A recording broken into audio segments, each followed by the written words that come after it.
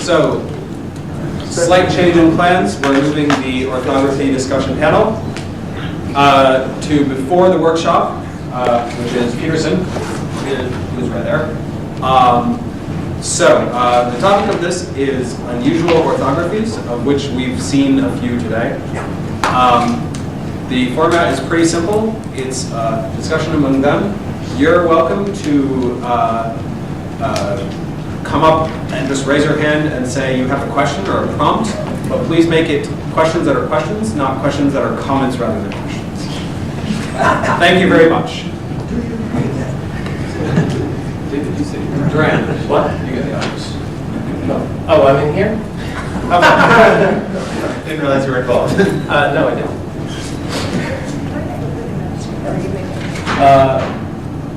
No, I don't have an announcement.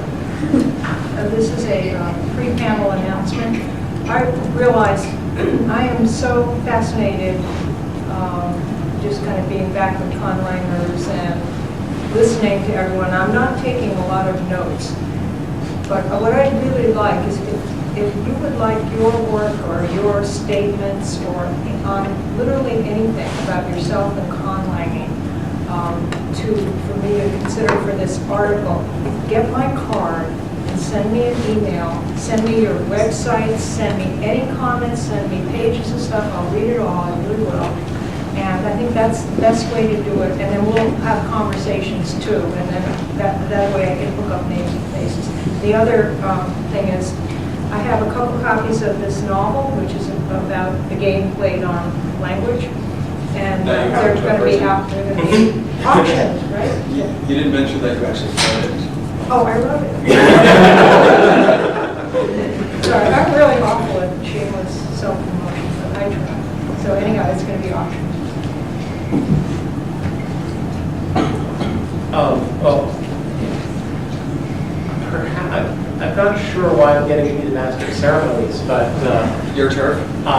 yeah, my turf.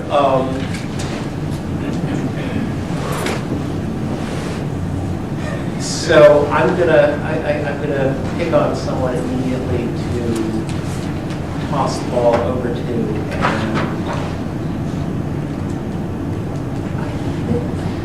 first, I'll ask you, David. You talked about using your instruments.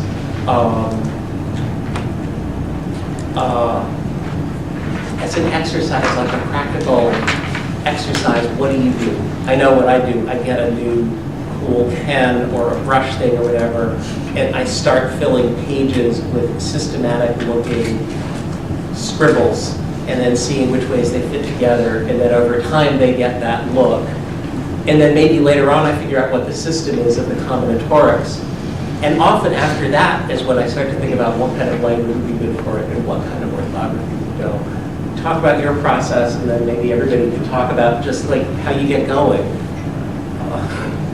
This I guess will kind of touch on the idea of how we conlang the actual act of when we're actually doing creation, because those two things kind of go together with me. And I remember my most productive times were sitting in class during college.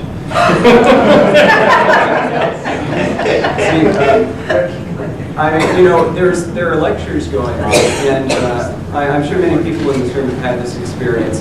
The professor is going over something, whatever it is, whatever the subject, and he gives it to you, about 5 minutes, right? I get that. 75% of the room is like, what? And then 20% of the room is, texting. So the professor spends the next, 20 to 30 minutes going over and over and over again something that you just got right like that, and you're ready to move on, but they're not moving on. So what I would do is in the margins, and I've kept all my notebooks, so it's great. You see, lots of notes about John Milton, and then stick through your drawings of John Milton and God punishing him. Right, and then pretty soon off in the margins I will start doodling, and I don't even have a name for this, but I have this thing I do. I can show you, I can do it anywhere where I just kind of scribble around like this, and I try to make the points meet, and then whatever I come up with, it starts to kind of look like something neat, something that could work with a script. And so then I kind of come up with a little phonology in my head, and I start to create a script and match it to that. And sometimes it will suggest a language, sometimes it doesn't, sometimes it's for a language I've already got. But then, it always starts with pen and paper. And then I try to think about, because, especially if it's a different type of script, well, what type of a brush would I use, or something like that. And so then if I'm going to get serious about it, when I go home, I get out some more paper and get the closest implement I have, and then I start actually doing it out like that. And I create a bunch of fonts. All of my scripts are completely done by the time I get to the point where I'm making a font. And I just have pages of that they usually get thrown away, but pages of scribblings of things like that. And that's kind of how I do it. What kind of array of implements do you have in your study? Ballpoint pens, and then markers, and then I have a calligraphy set, and then the batter markers, and then sometimes if that doesn't work, I have ink, right? Just take ends of things that seem appropriate and dip them in the ink to see how they kind of work like that. Nothing more exciting than that, though. No arrays of chisels or no wet clay tablets, no stone. Plasticine works. Oh, very good. I remember at one of the places I lived at Berkeley, I would write on the walls. If they haven't painted over them, all that stuff is still there. That's good. Well, in terms of writing instruments, I first scribbled glide down because it came to me as like one instantaneous download. And so I just wrote it down. And when I looked at it, I was already working with computer graphics and just the beginning of like flash animation. And it's really obvious that it moved. You could move it given its shapes, and it was very easy to do. So I made a flash sequence, which you saw. And that's what started really unpacking the language. And then from there I went and with the help of some wonderful student programmers started designing interactive software, which picks up Jim's point made earlier. But they became not interfaces, but interspaces kind of. And so I made a glide editor where I could move the glyphs around, I could scale them, I could color them, and I could animate them. And I could put them together in these mazes. So that was called the Collaborate, because I had a version you could put online where more than one person could do it at once. And then I did this translation thing with the Oracle, and then the real big one, the one I've been working with for several years now, was moving from two-dimensional to three-dimensional. And that was a much more elaborate piece of programming that continues being elaborated. Yeah, the Matrix started off as pencil and paper, as I think most of our scripts did, and was kind of sketchy. Took from there, went to doing individually on computers, and at this point, it's basically been codified as to these are the particular shapes, these are the coordinates, the inputs for those shapes. So if you have a circle, it needs to be, you can specify the point and the radius. And now everything is in XML files, and so I can actually just go directly to the XML and say, well, I want to, before even sketch it once, and then okay, so let's put it directly into XML and build it directly into the language. So, which really, admittedly, does distance me from the rich experience people would assume of generating these and however they were generating them at the time, or just spelling them out with tentacle, but I don't really have that option. So I sometimes do think that my script is probably a little too formalized for it to be natural script. I think I'm just quite left it. I think I have a pretty similar process to David's. The one part extra step I think I have, which you might have on reflection, is just I'm definitely scribbling during class, and then you know, some things start looking like letters, etc. And at some point, I kind of figure out what the basic pieces are, and then I kind of go through permutations, like what are all the, could I like flip it, can I do this, and try to get to the ones that are like most different and, you know, look nicest together or adjacent to each other and stuff like that, and then kind of subsequent. Any comments from our? And now it's for Trent. Yeah. No, he's on a like 5-minute, he's a like 5-6 second loop, so just say clearly, Trent, comment. Trent? Sorry, there's a little bit of a delay with me, so you'll have to wait for just a minute to hear my response.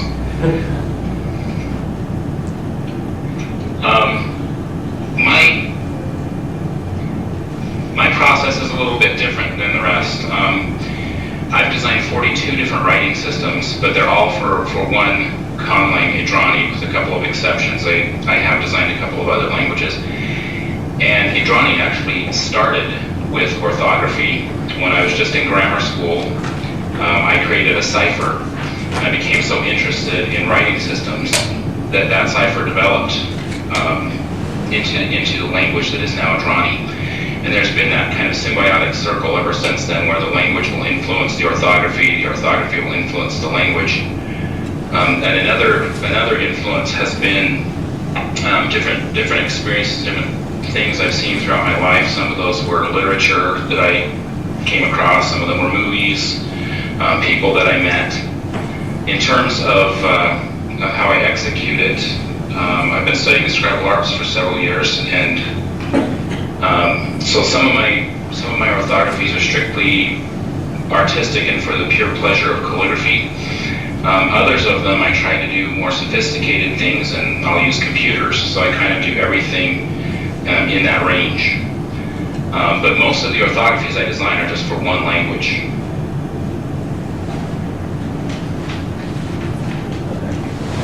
Oh God, now I gotta do it again.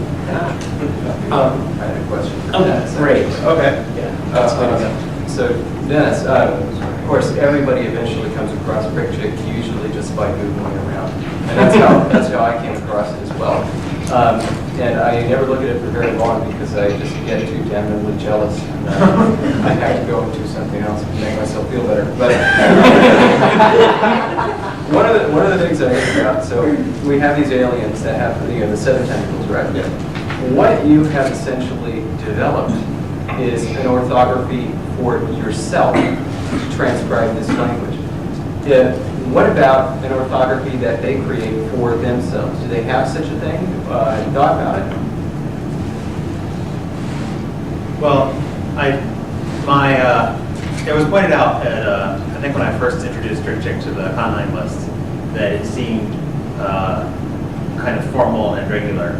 And I think at that point I came up with the justification, which I've kind of pulled into my history since then, that BrickChick, we were discussing this at dinner last night, BrickChick is among the conlangs that are conlangs, and in their culture they are also conlangs.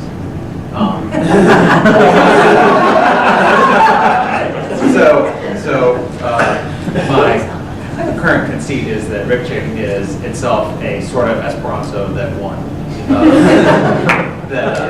At some points, there were a number of competing BrickChick languages, and this one was invented probably, I don't know, as a sort of Renaissance-ish era, and caught on for whatever different mental reasons that differentiate us from them. So that is my justification for anything that is conlang-y about BrickChick. I have not gotten to the point of wanting to come up with a separate, come up with any proto-languages. That's a future life project, I think. We have some questions. We have some questions. So would the BrickChick orthography you describe be a common Oxford orthography is used to represent several different Latin tentacle sign languages? The slight difference between the BrickChick Oxlang and Esperanto is that as Bronco was not designed to replace any other languages, and the Rikchik world language somehow was. So my current belief is that the other languages have pretty much died out, which is not the nicest thing to have happened, but history is always nice. We had a question back first, I think. I was going to ask you a question a little earlier. You mentioned that working with a computer has kind of made you feel a little bit distant from the creation of your language. I'm curious to know, did it decrease your pleasure in creating? Not really. The question was, since the using computers made me feel distant from the creation of language, whether it's made it less pleasurable. And I would say that the increase in productivity has outweighed the enjoyment of the increase in productivity has outweighed the decrease. But does anyone else have any comments about computer use versus pencils? I created my first language in the year 2000, so I have no idea what it's like to not need a computer to do this. I don't know what that's like, but I can tell you that there's always been a balance, because it always starts with pen and paper. Every language I've ever done started with pen and paper, where I usually just grab a couple of nonce words or a couple of test words to test out some paradigms, some nominal paradigms and verbal paradigms. And of course the same is true with the orthography. I test it out on the paper, and then once I get it, then I can go to the computer. And I don't know, that's just the way it's always been for me. I definitely say the computer kills it. The computer is not fun to work with, but it's, at least on my project, it's very taxing. So the productivity of the parts I was able to work out on paper were much faster temporarily. What was the word project? Yeah, we should get to Sally's Oh, question. no, my question was completely infinite, and it had to do with the fact that your people are so strange looking. And speaking about implements, since we just have this, on how what is your implements today, how are they producing this extremely regular? I think it would probably be kind of tentacly or something. Or, I imagine with brushes, this is we have the text version, but we can discuss that later. I don't want to make this. no, I mean, is it a computer language then? It would be a typeset language at least. It was English. Yes. It'd be very good at technique. Possibly. I just wanted to make a comment on what Dennis was saying, or make a parallel. All right. Because I didn't realize, really, in the same sense that you just said it, that actually, I told the story of how Glide came to me, but there's an entirely different story about the origin of the language within the Glide world. And then you made that differentiation really nicely, and I think Not sure. it was, it's a whole thing.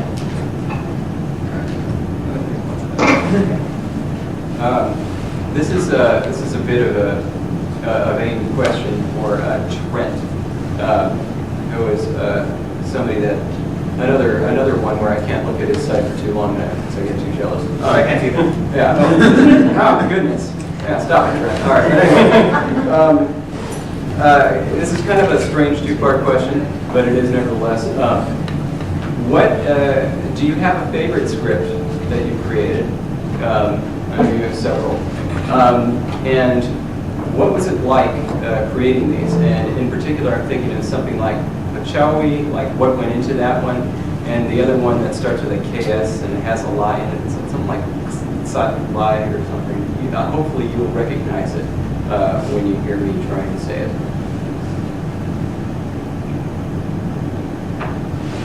And did Trent hear that? I hope so.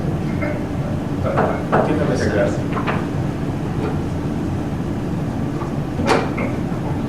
Or he didn't. Okay, yes, I heard that. You gotta just remember, I got a delay here. Yeah. That question was so long, I'm gonna have to ask you the first part again, so I'll answer the second part, and then you can repeat the first part. Pachoe, which she did a very good job of pronouncing, that came from a period of influence when I was fascinated with some of the ancient languages that were what I call mixed scripts. They used all kinds of different symbols for different purposes. And then at the same time, I was experimenting with the concept of graphics being reused or repurposed within a writing system. And those two concepts were what shaped Pachoe. With Xakai, the influence there was actually Gene Roddenberry's Earth Final Conflict. There's an alien species in that series called Talons. And there was one episode in particular, I can't remember the name of it, but a human was trying to learn the Talon language, and they were explaining the way their characters worked.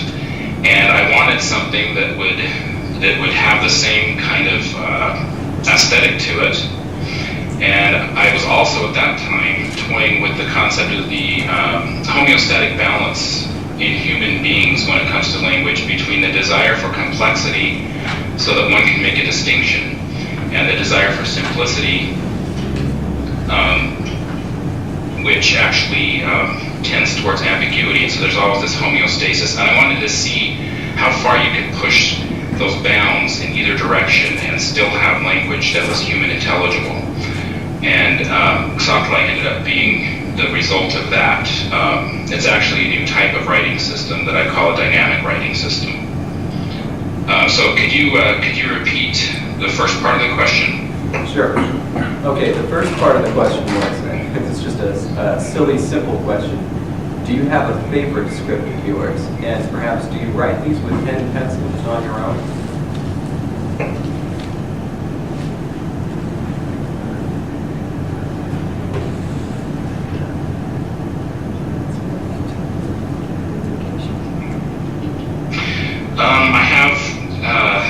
I can't say I have one favorite, but my scripts are actually broken down into families because some of them have descended from others. So the Haig-Sulcani family is one of my favorite, and then the Sipohi family. So I don't know if that means anything to you there, unless you've seen, gone on my website and looked at some of the things I have there. But Sipohi is the oldest. It's the one that originated from that first cipher that I created in grammar school, and so that one has a pretty fond place in my heart.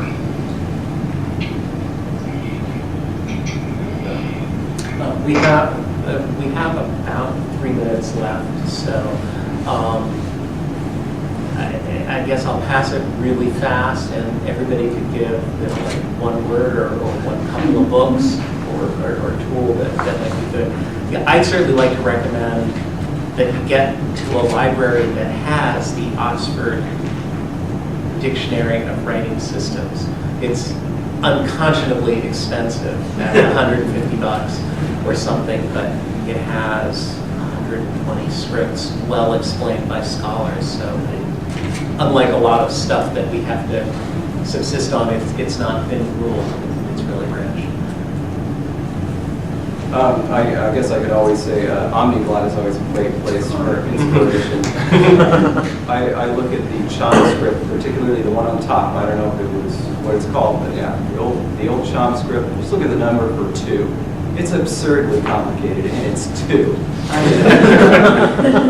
It's absurd. But I guess if it comes to the Zani languages, I think that the really important thing for me, kind of moving beyond the first steps, was realizing that you can break down all these different little things into elements, and then they become variables. And then once you do that, then you can do anything with variables. And so, you just kind of have fun and play.